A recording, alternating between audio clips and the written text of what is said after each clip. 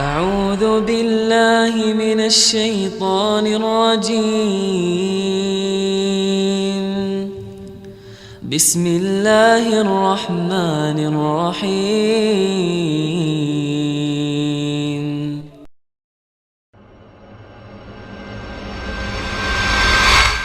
Al-a'ud allati idza zalamat. Yang ketiga adalah al-a'ud. Apa al-a'ud? Dijelaskan oleh para ulama bahwa Nabi sendiri yang langsung mentafsirkan makna al-a'ud, yaitu wanita apabila ia melakukan kesalahan maka ia datangi suaminya. Lalu ia berkata, hadihi yadi fi yadika. Ia genggam tangan suaminya dan ia mengatakan, tanganku menggenggam tanganmu. La adzuku ghamdan hatta tarda. Mataku ini tidak akan terpejam sampai engkau memaafkan diriku dan ridho terhadapku. Luar biasa. Jadi kalau istri yang salehah, kalau dia melakukan kesalahan, maka dia akan mendatangi suaminya. Dia nggak gengsi, dia akan datangi suaminya. Lalu ia genggam tangan suaminya. Lalu ia katakan, mata ini tidak akan tertidur, tidak akan terpejam sampai engkau ridho dan engkau memaafkan diriku. Masya Allah, luar biasa.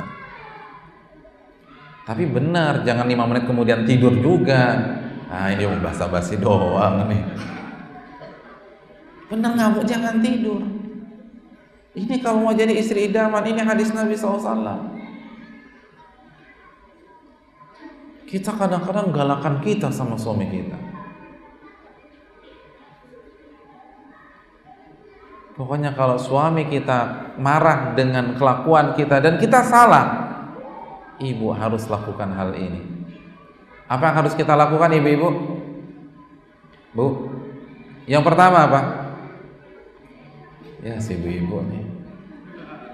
Saya ngomong kok ibu-ibu yang kecapean sih? Yang pertama apa? Yang pertama, apa yang harus kita lakukan? Datangi suami kita. Kita yang datangi, jangan jual mahal. Kita yang datangi. Yang kedua, genggam tangannya. Yang ketiga,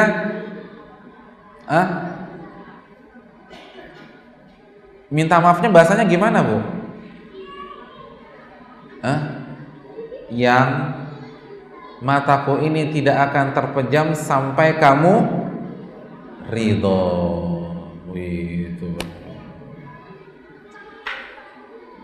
Itu bukan maaf ya, pokoknya aku udah minta maaf loh, udah. Jadi kok galakan dia, ya Allah? Itu minta maaf atau ngancem?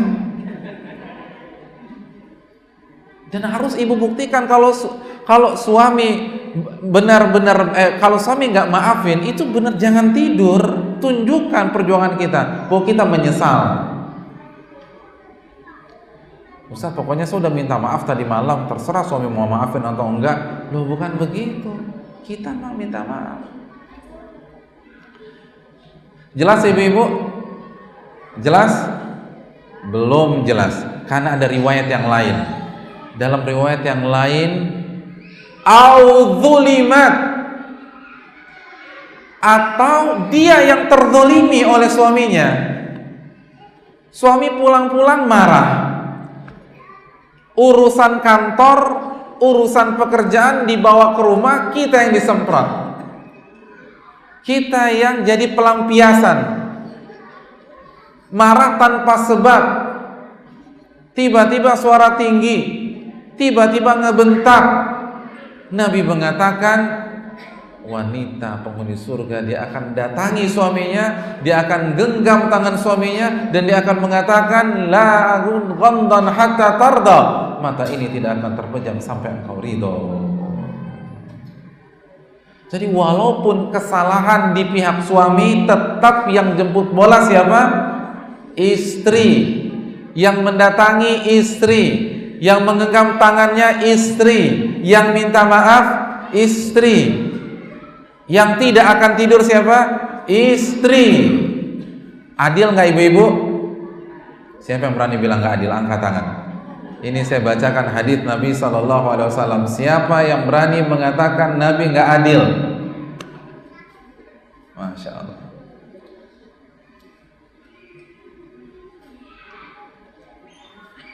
Bu, berani, bisa diterima nggak? Ya, kepaksa Pak Ustadz lah. Kok curang sih Pak Ustadz? Yang zalim siapa? Bu, dalam kasus ini yang zalim siapa? Yang suruh minta maaf? Adil nggak?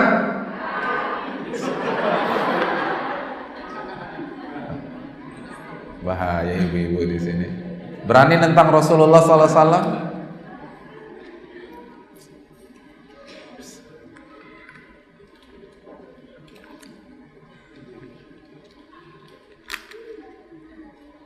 Kurang adil apa Nabi kita SAW?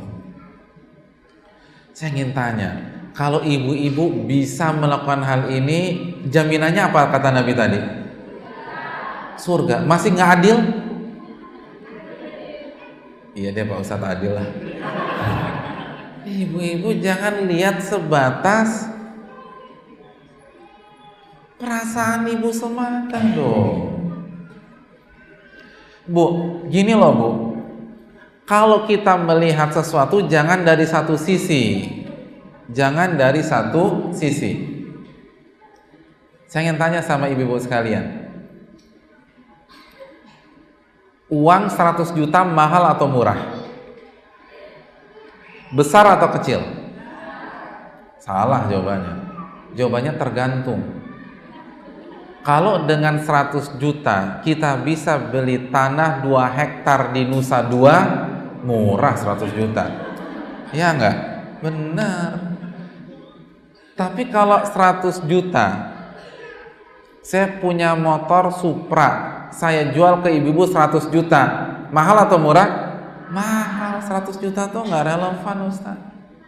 Nah begitu juga, bolehlah kita protes kalau nggak ada pahalanya. Ini surga kok, masa masih dibilang nggak adil juga? Ini jalan yang mudah banget masuk surga. Kita cuma disuruh minta maaf sama siapa? Suami. Kalau disuruh minta maaf sama musuh kita, mungkin kita mikir-mikir. Kalau kita disuruh minta maaf sama tetangga kita, bolehlah kita protes. Kalaupun harus protes, ini suami yang menafkahi kita, yang menjaga kita, yang membela kita, yang menjadi pendamping hidup kita, yang mengayomi kita. Masa nggak mau sih ngalah sesaat saja untuk suami? Segitu perhitungannya ibu-ibu di sini. Wow, Masya Allah. Gimana ibu-ibu? Sama suami perhitungan apa enggak? Maka kalau suami lagi khilaf, yang minta maaf siapa? Suami lagi. Saya bilang gitu loh Bu. Dan ibu mendapatkan apa? Surga. Ibu mendapatkan surga. Ustadz, saya masih kurang puas nih Ustadz. Dapat surga kurang puas Bu. Bukan begitu sih. Tapi kan yang salah suami Pak Ustadz. Kok kayaknya kadang-kadang orang bilang Islam itu menyudutkan wanita. Nah ini contoh hadisnya katanya Pak Ustadz gitu loh. Kan gitu ya. Ini kan kayaknya wanita itu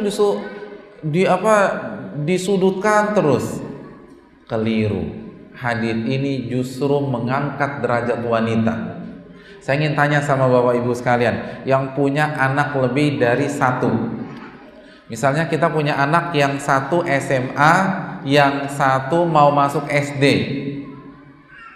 Rebutan mainan, sama-sama ngotot, nggak ada yang mau kalah, rumah udah kayak kapal pecah. Kita sebagai orang tua minta siapa yang ngalah pada saat itu? Si abang atau si adik? Abang. Kenapa? Karena lebih dewasa. Kita akan meminta yang lebih dewasa ngalah. Dalam kasus ini, Yang disuruh ngalah siapa? Suami atau istri? Oh, ibu diem. Bu, tadi yang dolim siapa, Bu? Yang disuruh minta maaf? Berarti yang disuruh ngalah siapa? Berarti dalam kasus ini yang lebih dewasa siapa? Loh, dipuji kok protes ibu-ibu sekalian. Saya suka heran. Ini kan berarti Nabi muji. Harusnya ibu kegeeran baca hadis ini. Bukan bilang nggak adil. Iya nggak? Iya kan? Ya Allah, saya jadi terharu Pak Ustadz. Kenapa ini loh Nabi kita Pak Ustadz, suami yang marah, ternyata istri disuruh minta maaf. Berarti kan saya sebagai wanita diangkat oleh baginda Rasul. Saya dianggap lebih dewasa pada saat itu. Makanya saya diminta-minta maaf. Hadirin yang dirahmati oleh Allah, ini hadis mengangkat derajat wanita, tapi mayoritas wanita nggak paham betapa mulianya diri mereka. Oleh karena itu tidak ada alasan untuk menolak hadis ini. Dan ini pelajaran penting. Allah dan Rasulnya tidak memihak kepada suami, tapi Allah yang menciptakan suami dan Allah yang menciptakan istri. Allah berfirman dalam surat Al-Mulk ayat 14, "Ala ya'lamu man khalaqa wa huwal latiful khabir." Bukankah yang menciptakan Anda lebih tahu tentang Anda? Allah tahu karakter suami, Allah tahu karakter istri. Maksudnya Allah tahu karakter laki-laki dan Allah tahu karakter wanita. Dalam kasus seperti ini solusinya istri yang diminta mengalah. Kalau nggak ketemu udah. Karena pada saat itu yang bermain adalah ego laki-laki. Yang bermain adalah ego pemimpin.